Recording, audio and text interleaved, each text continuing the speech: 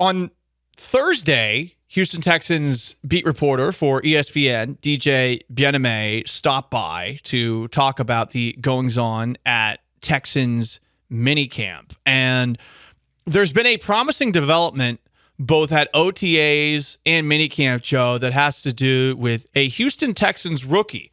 Kamari Lassiter, per DJ Bien-Aimé, is putting pretty significant distance between himself and all competitors when it comes to the position. Cornerback number 2. Here is DJ expanding on that.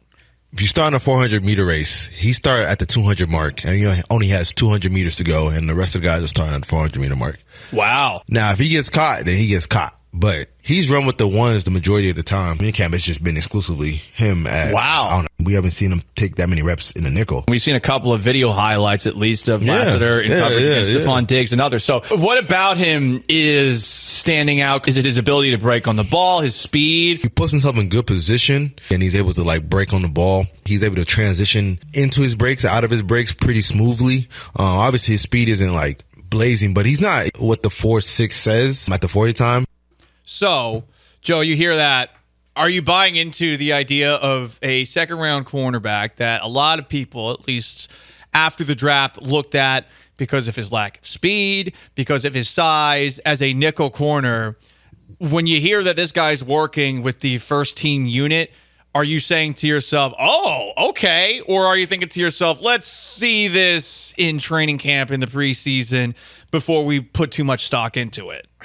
At this point, I have no reason to doubt what the Texans, what their process is in terms of evaluating young talent. Nick Caser's done a great job. So it surprises me because everything, like you said, everything we read was he was too slow. He's a nickel corner. It was a reach for a draft pick. The Texans should have been more aggressive to take one of the two corners that went, Kool-Aid and Cooper went right before you took Lassiter in the draft. That they should have been more aggressive to get one of those guys. But seeing what everyone's talking about now and the way that the team is describing him, it just kind of makes me feel like he's going to win this job pretty quickly. Now, I don't think it's the hardest job to win. So it doesn't mean I have high expectations for Kamari Lassiter this year. Jeff Okudah and CJ Henderson are both guys that have been cut by multiple teams or traded away. Yeah, they were first-round picks, but they haven't panned out in the NFL.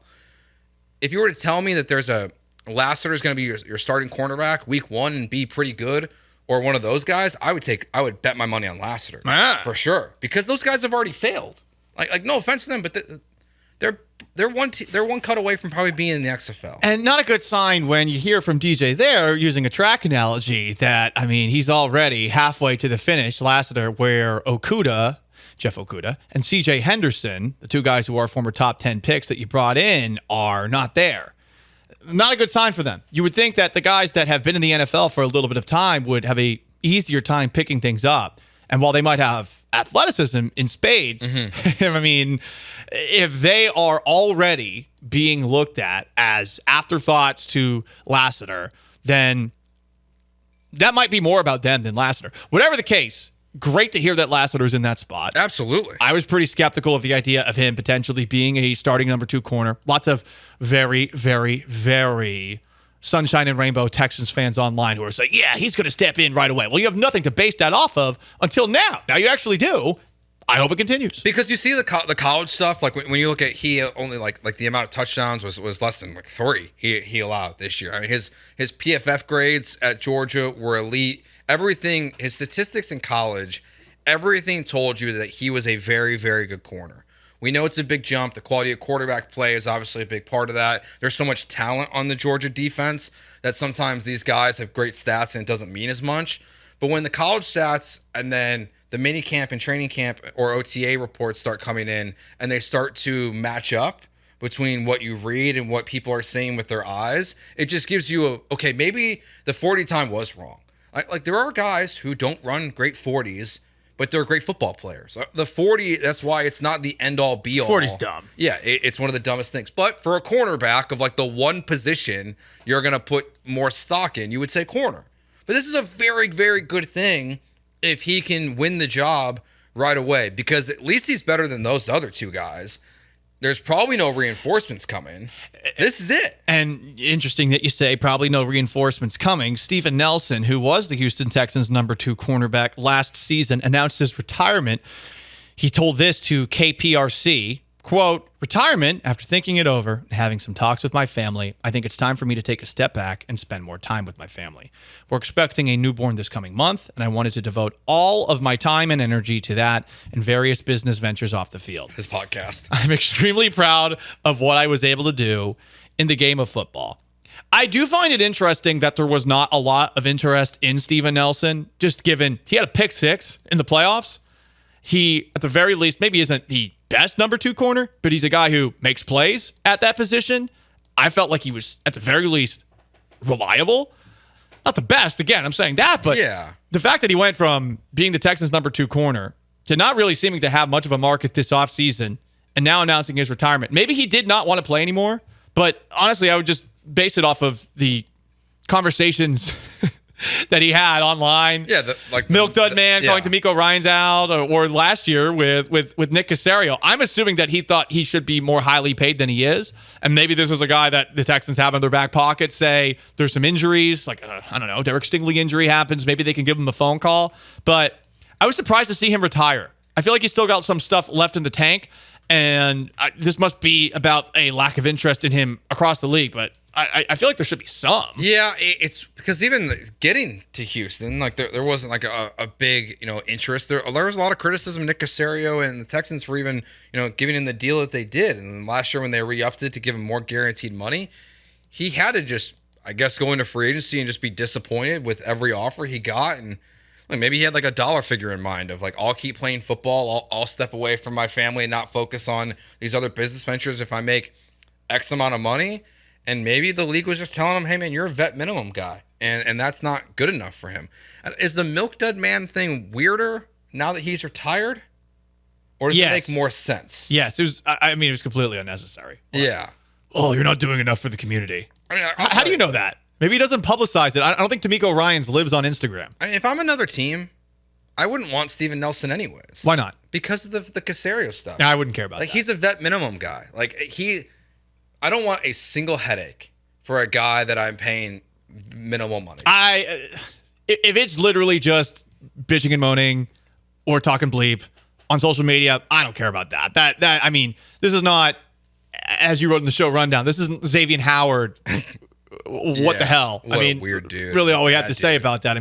For those who don't know, Xavier Howard, who a lot of people wanted the Houston Texans to go after, former Dolphins cornerback who made a ton of money there, who I always thought was going to be too expensive because of the contract that he made before. Apparently, he sent pictures of basically, let's just say, provocative pictures that a significant other had sent him, and he sent those pictures to that significant other's child. Weird thing. Very bizarre.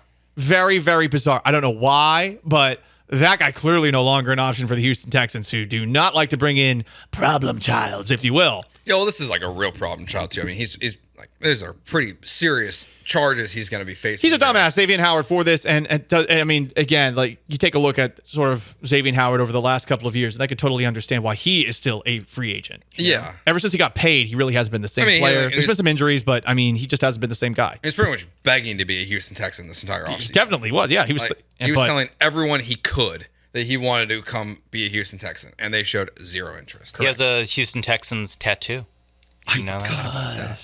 I forgot about that. Do you think the Texans are like, hey, can you cover that up, please? Maybe that's why they got a new logo. We don't want we don't want to be attached to this. For the most part, the logo's still the same, though. Yeah, that's true. The logo is You just have the alternate, H-Town blue outlined logo. Yeah. Which is the most the Titans, I think, would allow them to do.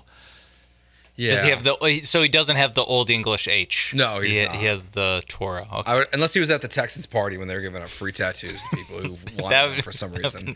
We would have found out if he did that. Yeah, so he's not coming. Steven Nelson's not coming. I do agree with what you said, though, about having him in the back pocket, though. That if... He's a phone call away. I don't think the bridge is burned. I don't think it's burnt over that. I don't think that anything Steven Nelson did should prevent the Texans from making a phone call. He called Caserio clown freak and got signed exactly 2 weeks later. So calling D'Amico the Milk Dud Man, I'm sure that Steven Nelson and D'Amico have had some sort of interaction in the past where Nelson felt comfortable doing that. I guess. You must really like your coach and feel comfortable calling him But out. this isn't like college sports though, where if you go after the coach in a playful or antagonistic way, this isn't one of those things where you're just going to be out for good. That's true. That's true. There's a part of me that feels like this is just part of who Steven Nelson is, and perhaps it was more. He thought it was more playful than it actually was, but the context or the tone gets lost because it's online. Yeah, on and an Instagram and I don't story. think that's the reason why he's not a Texan. To what Sean said, he did this last year with Caserio. Yeah. when Yeah, they reworked his contract. But I am also surprised he retired. Said that at the end of May. Like, if he was going to be a Texan, he would have already been signed before the end of May, the start of June.